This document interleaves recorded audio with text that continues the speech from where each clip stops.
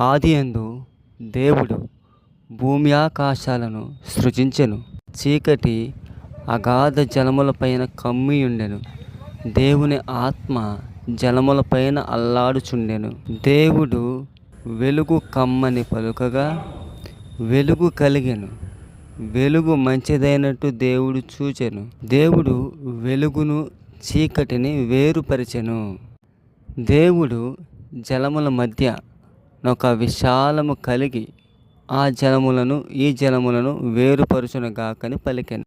దేవుడు ఆ విశాలమును చేసి విశాలము క్రింది జలమును విశాలము మీద జలమును వేరుపరచగా ఆ ప్రకారమాయెను.